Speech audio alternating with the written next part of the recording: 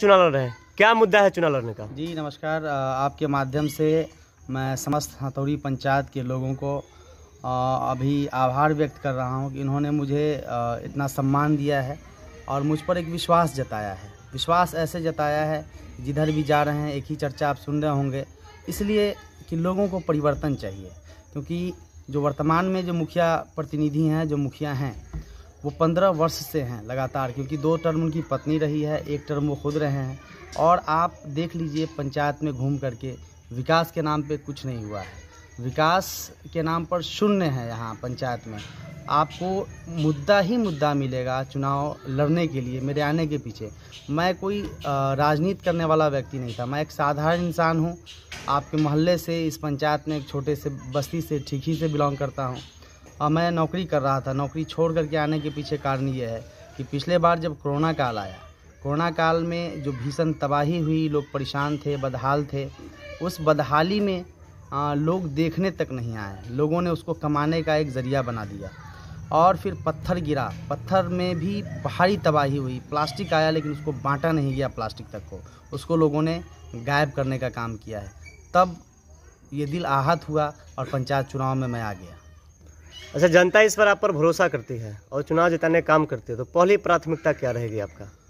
कोई पहली प्राथमिकता सिर्फ एक नहीं है, हमारी बहुत सारी प्राथमिकताएं हैं। जैसे कि अभी तक शिक्षा पे कोई काम ही नहीं किया गया है।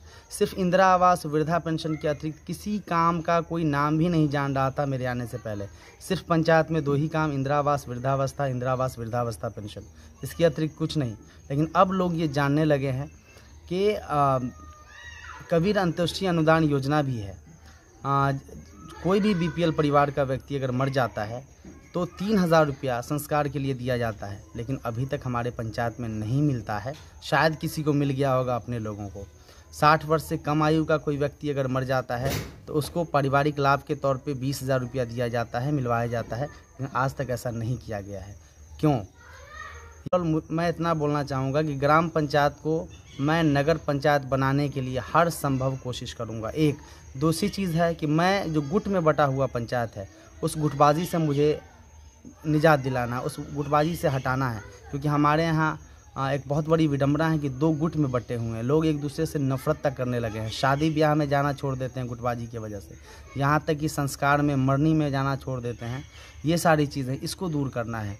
ये तो वृद्धा पेंशन, इंदिरा आवास बड़ों के लिए है, बच्चों के लिए क्या है? क्या शिक्षा पे कोई काम करने के लिए तैयार हुआ? आज तक नहीं हुआ है। मेरी सबसे पहली प्राथमिकता शिक्षा, दूसरी प्राथमिकता स्वास्थ्य, ये 2 मेरी प्रमुख विशेषता होगी, इस पर मुझे ध्यान देना है। अच्छा, काफ़ी क्षेत्रों में भ्रष्टाचार और लूट घसुट हो रही है और भ्रष्टाचार है, क्या आप इससे कैसे निपटेंगे? वजह हमारे पंचायत में ये है कि हमारे पंचायत के तो वर्तमान मुखिया जी हैं, हमारे पंचायत में रहते नहीं हैं। साल में मात्र 15 दिन रहते हैं। वर्तमान मुखिया जी हैं, वो पंचायत में रहते ही नहीं हैं। अब पंचायत जो है कुछ लुटेरों के हवाले छोड़ करके चले जाते हैं, जो लूटने वाले हैं। हर चीज़ के नाम पर पैसा उगाही की जाती है, यहाँ तक कि आवासीय के नाम पे पैसा लिया जाता है, आय के नाम पे पैसा लिया जाता है। ये प्रमाण पत्र बनाने का पैसा है। राशन कार्ड में 1500 से 2000 रुपया हमारे पंचायत में लिया जा रहा है। ये कब तक चलेगा? और कोई भी काम के लिए बोल दीजिए, यहाँ है नहीं। बच्चे जब मैट्रिक के बच्चे, इंटर के बच्चे जब प्रमाण पत्र पे साइन कराने जाते हैं प्रैक्टिकल की कॉपी पे, तो मुखिया जी का पता ही नहीं होता है कि वो यहाँ नहीं है। फ़ोन किए तो पता चला अगले शनिवार को आएंगे, अगले शुक्रवार को आएंगे। तब तक बच्चा इंतज़ार करता रहेगा। उसके दिमाग में क्या चल रहा होगा बच्चे का? वो तो पढ़ नहीं पाएगा 1 सप्ताह, या फिर जा रहे हैं भी तो 1 घंटा बैठो, उसका जाते ही काम कर देना है, क्योंकि रहते ही नहीं है यहाँ। तो कैसे होगा? विकास कैसे संभव है? और ऐसे भी एक आदमी लगातार कई वर्षों तक जब कोई भी पोस्ट पे रहता है, कभी भी उसका बदलना ज़रूरी हो जाता है, इसलिए कि वो फिर मनमानी करने लगेगा और मनमर्जी करने लगता है। इस तरह से धिक्कारा जाता है पब्लिक को, इस तरह से फटकारा जाता है, झाड़ लगाया जाता है, भगा दिया जाता है, कुछ कह नहीं सकते। और काफ़ी आहत है इस चीज़ से। अच्छा, आपके पंचायतों में रोड का क्या स्थिति है? हमारे पंचायत में आप जा कर के देख लीजिए कि आप ठीक ही में आ जाइए। 2 सड़क बननी है लेकिन आज तक नहीं बनी है। कुछ जगहों पे तो नाव भी चल रहा है हमारे पंचायत में। आप चल करके अभी भी देख सकते हैं, हमारे साथ नाव चल रहा है, पानी हेल करके आना जाना पड़ रहा है। उसके बाद बिसम्हर पट्टी की भी स्थिति है, पानी हेल करके लगभग आधा किलोमीटर तक पानी हेल करके लोग जाते हैं, उस पर कोई ध्यान नहीं। और हर बार वादा किया जाता है कि मैं इस बार काम करा दूंगा, मैं आपका रोड बनवा दूंगा, लेकिन ऐसी कोई बात नहीं हुई। 15 वर्ष हो गए, न रोड बना न वादा पूरा किया गया। यह पानी हेल करके लगभग आधा किलोमीटर तक पानी हेल करके लोग जाते हैं, उस पर कोई ध्यान नहीं। और हर बार वादा किया जाता है कि मैं इस बार काम करा दूंगा, मैं आपका रोड बनवा दूंगा, लेकिन ऐसी कोई बात नहीं हुई। 15 वर्ष हो गए, न रोड बना न वादा पूरा किया गया। अब खानपुर में चले जाइए, नाला की इतनी बदतर हालत हो गई है कि लोग परेशान हैं, पानी लग जा रहा है, रोड तोड़ना पड़ रहा है बहाने के लिए, लेकिन इस पर कोई ध्यान नहीं है। क्यों? क्योंकि गुटबाजी है पंचायत में। आप चल कर के देख लीजिए, 5 नंबर वार्ड और 7 नंबर वार्ड की खानपुर में, 6 नंबर वार्ड की भी स्थिति बद से बदतर हो गई है और कोई काम नहीं हो रहा है। देखने के लिए नहीं जाते हैं कोई लोग।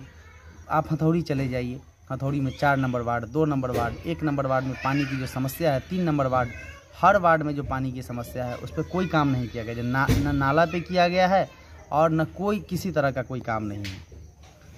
सिर्फ मूर्ख बनाया जा रहा है और मूर्ख बनाया गया है, जनता को प्रलोभन दे करके बेवकूफ़ बनाया जा रहा है। अच्छा, जो भी मुखिया काम किए, जो भी अधूरा काम किए, मतलब क्या आप जीतेंगे तो इसको अधूरा काम को आप पूरा कर पाएंगे? निश्चित उसको किया जाएगा और एक एक काम को किया जाएगा। और ये नहीं है कि जब मैं जीतूंगा तो मेरी मर्जी चलेगी, ऐसा मेरा कोई इरादा नहीं है। मैं ये प्लानिंग कर रखा हूँ कि हर वार्ड के लोग उस पर डिसीजन लेंगे, वो बैठेंगे कि कैसे काम होता है और कैसे काम किया जाता है। अगर 5 नंबर वार्ड का कोई काम करना है तो 5 नंबर वार्ड के लोग करेंगे, 6 नंबर वार्ड का करना है या 1 से लेकर के 15 नंबर वार्ड में अगर वार्ड बाई काम करना है तो वार्ड के लोग बैठ कर के फैसला लेंगे कि मुझे क्या करना है और कैसे करना है और कैसे करवाना है। जनता से क्या अपील करेंगे? एक बार मौका दे, और अगर मैं मौका पे आप देते हैं और मैं काम नहीं कर पाया, खड़ा नहीं उतरा आपके भरोसे पे, तो फिर आप ये इंतज़ार ना करें कि गुटबाजी में बट करके कि मुझे ही मौका दे अगली बार, मुझे आप लात मार के भगा दे, मुझे आप धक्के मार के भगा दे, लेकिन एक मौका मैं चाहूँगा कि आप लोग एक मौका अवश्य दें। परिचय दीजिएगा अपना। मैं इश्तियाक अहमद, पिता मास्टर मोहम्मद रिजवानुल हक। मैं ठीक ही हथौड़ी पंचायत का एक वार्ड है 11 नंबर वार्ड से संबंध रखता हूँ।